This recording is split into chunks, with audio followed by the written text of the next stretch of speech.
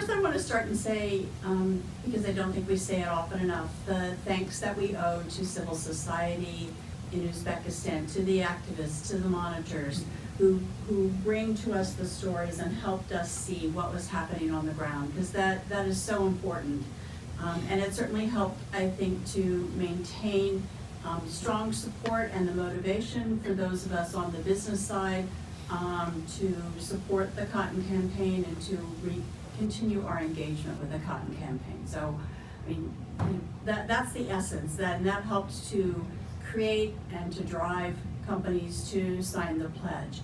You know, as Patricia said and Bennett said, I mean, signing a pledge, I mean, there was a lot of, uncertainty and questions from brands and retailers, and certainly from, their legal teams on, what does it mean? But the egregious situation on the ground in Uzbekistan meant that, we ended up with more than 300 companies that had signed.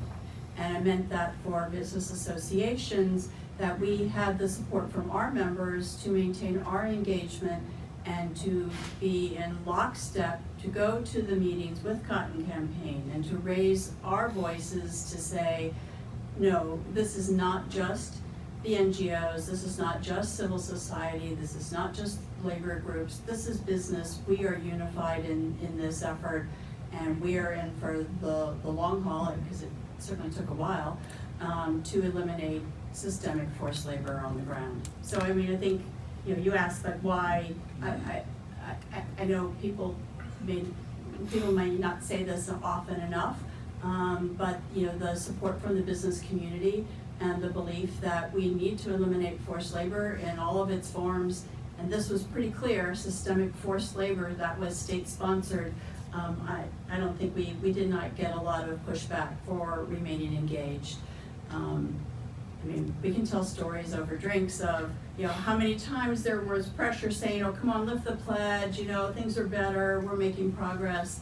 And we supported all along the way what the Cotton Campaign did to say, no, we need to hear the reports, we need to hear from Amita and the team on the ground that really there is not systemic forced labor. There's a lot of other things I could say, but let me go to the last question first. So, kind of what is next? And we're celebrating the achievement today, and I don't want to shorten that. Like, we're celebrating an accomplishment that took many years and commitment from many people, some in this room and some not in this room.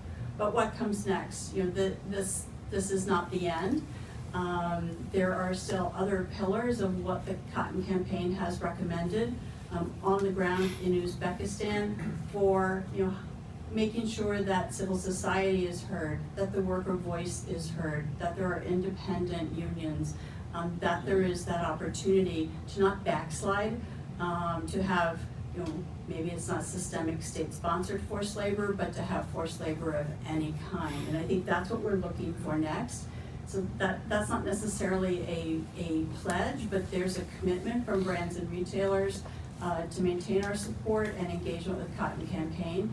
And we look forward to being involved in the next steps, but also to celebrating today the accomplishments that we've had. So I thank you for the chance to join the panel and share that perspective that business is here with the Cotton Campaign together. Thank you.